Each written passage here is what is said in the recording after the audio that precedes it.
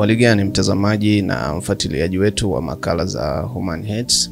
Najua hapo ulipo utakuwa ujambo. Mimi nikualike tena kwa siku nyingine hii tukiwa buheri wa afya, lakini pia tuendelee kuombeana kila laheri katika majukumu yetu ya kila siku, lakini vile vile tusisahau kuombea wazee wetu ambao wametangulia mbele za haki, ndugu zetu, jamaa na marafiki wote waliotangulia. Tuendelee kuombea roho zao na nafsi zao ziendelee kupumzika kwa amani.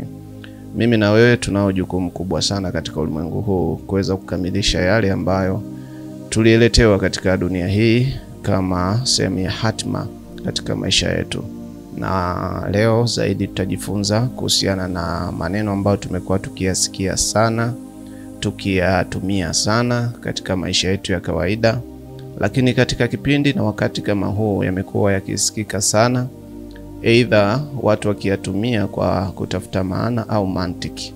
Lakini nitajikita zaidi kuelezea juu ya maneno haya katika advanced level kwa ajili ya kuelewa kwa undani kuhusiana na utafiti na matumizi ya kitaalamu, jinsi maneno haya yamekuwa yakitumika katika namna ambayo jamii yetu yamekuwa yakiyatumia.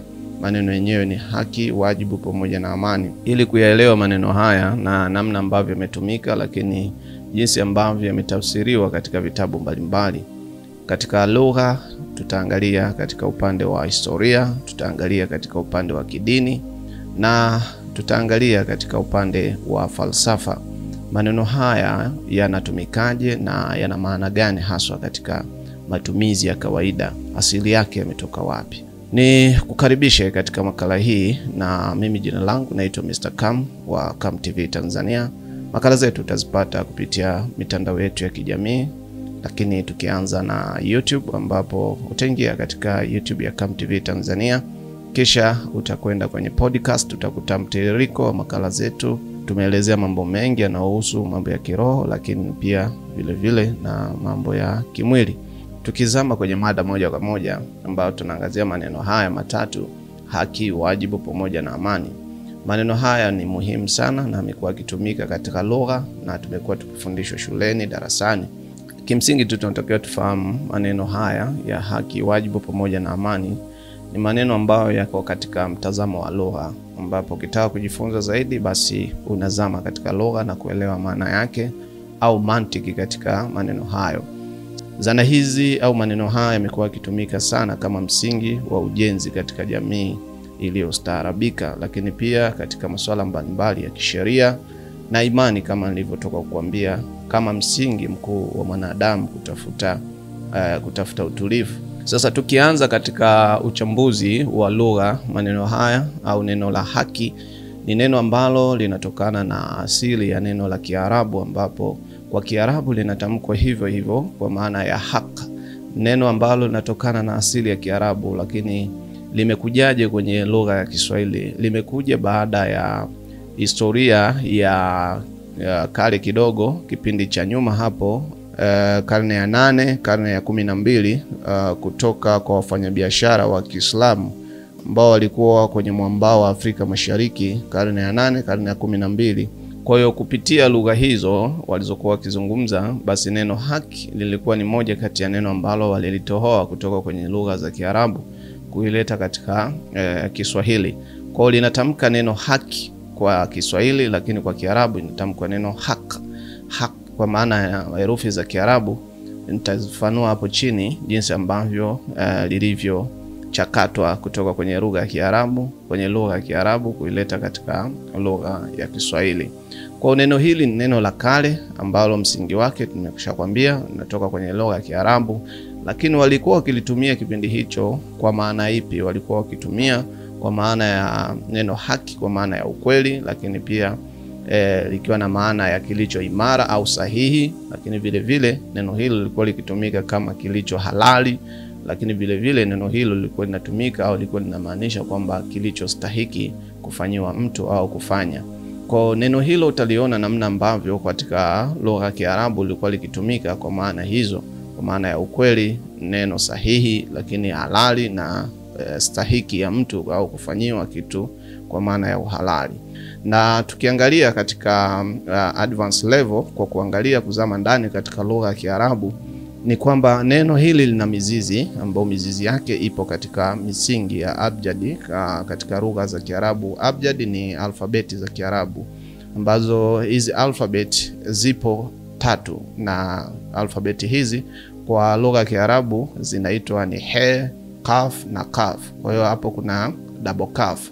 Kaf zinakuwa ziko 2. Kaf zikiwa 2 zinakuwa zinamaanisha au kuweka msisitizo katika lugha ya Kiarabu, zikiwa na maana ya kuthibitisha kitu au kufanya jambo kwa ukweli au kusimamisha uadilifu. Ni msisitizo, ni herufi ambazo zinatoka kwenye chanzo cha ko kama uthibitisho au kitu fulani au kufanya ukweli au uadilifu katika. Kwa hiyo tunaweza tukasema kwa maneno mengine neno haq ina maana ya uadilifu, lakini wakiwa na wao wamelipa maana zile zile ambazo hazijatofautiana mbali sana na lugha yenyewe ya Kiarabu kama lugha ya asili. Na neno hilo wao Waswahili au Wabantu walilipa maana ya uhalali wa jambo, lakini pia walilipa ile maana ya stahiki ya mtu, lakini pia walilipa maana ya ulinzi katika mambo mbalimbali ya kisheria. Lakini pia tukija katika neno jingine ambalo limekuwa likitumika ni neno wajibu. Neno wajibu pia vile vile imetoka katika asili ya lugha ya Kiarabu vile vile kama lilivyo neno haki. Kwa neno wajibu ni neno ambalo asili yake linatoka katika lugha ya Kiarabu, na kama nilivyotoka kukwambia wafanyabiashara wa mwambao wa Afrika Mashariki walikuja na maneno haya katika lugha ya Kiarabu. Kwa hiyo Waswahili wa kipindi hicho, Wabantu wa kipindi hicho, waliachukua maneno moja kwa moja kuyaleta katika lugha ya Kiswahili, wakiwa na maanisha maana zile zile ambazo Waarabu kipindi hicho au mwambao wa Afrika Mashariki walikuwa wanakuja kufanya biashara kipindi hicho, wakayatohoa hayo maneno. Kwa hiyo neno wajibu linatamkwa neno wajibu kwa Kiarabu, lakini liko na maana ya kitu ambacho lazima kifanywe au kifanyike au kuwajibika kwa mtu au kitu fulani. Lakini mizizi kama nilivyotoka kuelezea kwenye haki, neno wajibu mizizi yake inatokana na alfabet au abjadi kwa lugha ya Kiarabu ni waw, jim pamoja na be. Kwa hiyo kwenye lugha ya Kiarabu kuna hizo alfabet ambazo alfabeti hizo ziko 28, na miongoni mwa hizo alfabeti 28 neno wajibu kuna herufi 3 kwa maana waw, jim pamoja na be. Kwa hiyo ukilitamka katika lugha ya Kiarabu ni wajibu, wajibu. Kwa hiyo utaona jinsi gani ambavyo neno hili lilikuwa likitumika hivyo. Lakini tukiangalia pia katika fikihi au kwa Kiswahili sheria katika Uislamu, wajibu ni amri ya lazima au kitu cha lazima kutokea au kufanyika katika jamii. Na neno hili ni neno ambalo lilikuwa likitumika sana sana katika masuala mbalimbali ya adhabu au katika masuala mbalimbali ya hukumu. Kwa hiyo utaona jinsi gani ambavyo neno hili limetoka katika asili yake au jinsi ambavyo nimelichambua. Lakini tukija sasa kwenye neno jingine ambalo ni neno amani. Amani ni neno ambalo limekuwa likitumika sana na likisikika sana, lakini usijue msingi wake katika advanced level katika lugha ya Kiarabu, lakini pia kama asili, lakini pia katika lugha ya Kiswahili walikuwa wanamaanisha nini na lina msingi wa nini ndani yake. Kwa hiyo tukiangalia neno amani, asili yake pia vile vile limetoka katika lugha ya Kiarabu. Kwa hiyo utaona jinsi maneno haya msingi wake zaidi umetoka katika lugha ya Kiarabu. Kwa hiyo tunayatumia, lakini ni baadhi ya maneno ambayo lazima tujue asili yake imetoka wapi na yanatumikaje na akiwa yanamaanisha nini. Kwa hiyo neno amani ni neno ambalo limetokana na neno la Kiarabu ambalo kwa Kiarabu linatamkwa amani au tunaweza tukasema salam. Kwa hiyo ukisikia neno salam au ukasikia neno amani, ni maneno ambayo yako sawa, yana matumizi sawa kabisa. Kwa hiyo ukichunguza kwa undani sana utajikuta unaelewa vizuri kwamba maneno ya Kiarabu yalikuwa yanatumikaje katika lugha au katika mantiki au maana ambayo yalikuwa yakitumika katika jamii. Lakini mizizi yake au mzizi wake sasa, neno amani lenyewe lina herufi kama 3, lakini herufi hizo katika abjad ya kwanza ni alif, ya pili ni mim, lakini ya tatu ni nun. Kwa hiyo utaona jinsi ambavyo maneno haya au herufi hizi zilivyotumika kwa maana ya amani. Lakini ukileta katika Kiswahili au mantiki au maana, lilimaanishwa kwamba uaminifu, usalama au kutokuwa na hofu na jambo lolote, yani unakuwa na hakika ya jambo fulani. Lakini salam au salam ni linatokana na mizizi ya herufi za Kiarabu abjad, kwa maana ya sin, lam pamoja na mim, kwa salam. Kwa hiyo utaona jinsi gani maneno haya pia yanakuwa na maana ile ile kama ilivyo kwenye amani, kwa maana ya kwamba salama, kukamilika au kutokuwa na vita au kutokuwa na mgongano, kuwa na amani ndani ya mtu au ndani ya jamii. Lakini katika dini ya Uislamu na dini ya Ukristo, neno hili limekuwa likitumika sana kama sehemu sahihi na sehemu muhimu ya upatanisho wa mioyo ya watu, lakini pia jamii na uhusiano wa kimungu. Katika historia, tukiangalia Misri ya kale, dhana hii ilikuwa ikiwakilisha uadilifu, ukweli na ustaarabu wa watu duniani. Lakini wakati huo kulikuwa na watu wanaitwa mafarao. Farao alitakiwa kuendesha uongozi wake chini ya kanuni hizi, ikiwa kama msingi muhimu wa ustawi wa jamii au taifa hilo katika karne zilizopita. Na pia katika Uislamu karne ya 7, Qur'ani iliweka wazi mifumo ya haki za jamii kwa maana ya maskini, mayatima na wanawake. Lakini pia kuna watu walikuwa wanaitwa wafanyabiashara.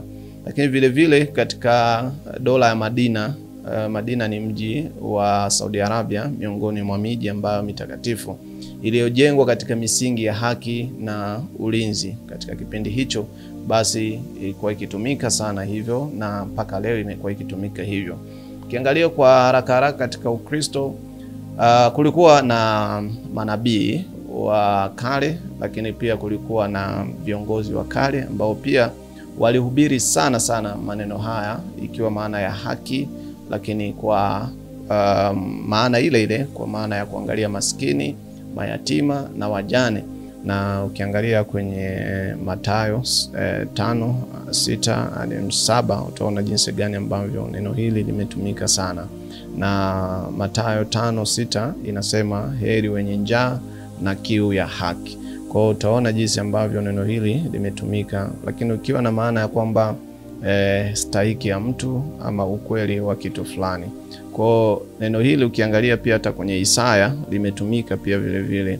Utaona kwenye Isaya 1:17, tendeni haki, mtendeeni mnyonge. Kwa hiyo utaona jinsi ambavyo neno hili limetumika kwenye kitabu cha Biblia au kitabu kitakatifu.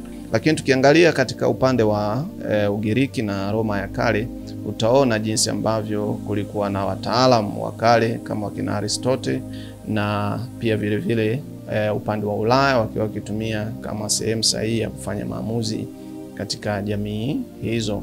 Na pia neno wajibu ni neno ambalo pia kwenye Ukristo limetumika sana na limetamkwa sana kwenye vitabu. Utaona hata kwenye Marko 12:30-31 inasema, mpende Bwana Mungu wako na jirani yako kama nafsi yako.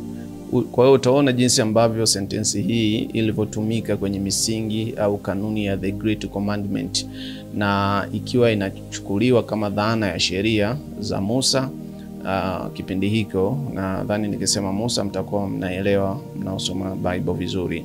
Na neno hili lilifanya kuwa ni mjumuisho wa mambo fulani ambao walikuwa wakiyatumia wanadamu wa kipindi hicho au watu wa kipindi hicho, mpaka leo tunayaona kwenye historia mbalimbali na mafundisho katika vitabu vyetu kama sehemu sahihi na sehemu muhimu. Lakini tuangalie pia kwenye Yakobo 2:17 inasema, imani bila matendo itakuwa imekufa, au imani bila matendo imekufa. Kwa hiyo utaona jinsi gani ambavyo maneno haya yamekuwa yakitumika, ikiwa inasisitiza wajibu wa kijamii unaotokana na imani. Yote ya maneno yana msingi wake mzuri sana, na ni vyema watu wakarejea na kuyasoma vizuri ili waweze kuya-apply kwenye jamii na kupata jamii iliyostaarabika. Na kwa ufupi tu tuseme kwamba kwa sababu wajibu wa kwanza ni kuheshimu haki za watu wengine, lakini jingine ni kufanya kazi kwa bidii, kulinda mali ya umma, kutii sheria za nchi au mahala, lakini pia vile vile kushiriki katika shughuli mbalimbali za kijamii. Na baada ya haya yote kutekelezeka, wajibu pamoja na haki, amani inapatikana. Amani inapatikana kwa maana ipi? Kwa maana ya utulivu, usalama na kukosekana kwa vurugu. Hata tukirejea katika dini ya Kiislamu, imeelezea vizuri sana neno haki, na Mtume Muhammad sallallahu alaihi wasallam, rehema za Mwenyezi Mungu ziwe juu yake, amezungumza haya mengi sana kwenye hadithi zake, lakini pia vile vile alisema kwamba sema kweli hata kama unauma. Kwa hiyo unajifunza nini? Tunajifunza kwamba haki imesimama kwenye uchungu. Lakini wakati mwingine tunaweza tukaitazama haki kama kiumbe hatari kama wajibu usipokuwepo. Ili haki iweze kutendeka, ili haki iweze kutimia, ni lazima pia kipengele cha wajibu uwepo. Na vyote kwa pamoja hivi viwili, haki pamoja na wajibu, vikitendeka vizuri kwa ufasaha, basi amani, utulivu huwa unatokea kwenye jamii. Kwa kumalizia tu niseme, katika mzunguko mpana wa maisha, nguvu za ulimwengu, haki ni msingi unaomwezesha kila kiumbe kutambua thamani yake ya asili. Bila haki, utu wa mtu huwa unapotea au zimika, na fikra za watu huwa zinaanguka. Pia vile vile nguvu ya ubunifu katika jamii huwa inapotea. Haki ni misingi inaothibitisha matamanio ya nguvu za mwanadamu na huleta mipaka ya uadilifu katika jamii. Lakini haki haiwezi kudumu kabisa bila wajibu, kwa sababu wajibu ni daraja kati ya haki na matendo. Utaona jinsi gani maneno haya yanavyotumika. Ni sauti ya ndani inayotukumbusha kuwa tunahitaji kutoka kwa jamii kinachotokana pia na kile tunachokitoa. Kimsingi tu wajibu huleta nidhamu ya kimawazo, maadili ya kina na uelewa mpana wa kuwa katika mfumo wa matendo, na lina athari katika mtiririko wa nguvu za maisha. Kutimiza wajibu ni sehemu ya kuheshimu mpangilio wa ulimwengu na kuendeleza maarifa ya juu tunayodai kuyafanya. Amani hukua na huendelea pale ambapo haki inatolewa kwa uadilifu na wajibu unatekelezwa kwa uaminifu. Ni pumzi, tunaweza tukasema amani ni pumzi ya ustaarabu, ni nishati inayosawazisha nafsi na jamii nzima katika mazingira tunayoishi. Kwa kutambua nguvu hizi zote tatu, haki, wajibu na amani, vyote kwa pamoja ni viini vya ustawi wa juu vinavyotuwezesha katika jamii yetu kusonga mbele katika mwanga wa maarifa. Katika muunganiko huu wa maneno haya matatu, tukiyatumia vyema, tunatengeneza jamii iliyo bora zaidi na yenye usawa unaoonekana kwa wazi kwenye matendo. Tunapata utulivu unaotokana na uelewa na ustawi unaostawi kutoka kizazi kimoja hadi kizazi kingine. Mimi ni kushukuru na endelea kufuatilia makala hizi za Oman Hits. Tuendelee kuomba nguvu za ulimwengu, nguvu za universal ziendelee kubariki kizazi chetu kuanzia sasa mpaka tutakapoondoka katika ulimwengu huu. Mimi jina langu naitwa Mr. Kam wa Kam TV Tanzania. Mungu ibariki Afrika, Mungu ibariki Tanzania.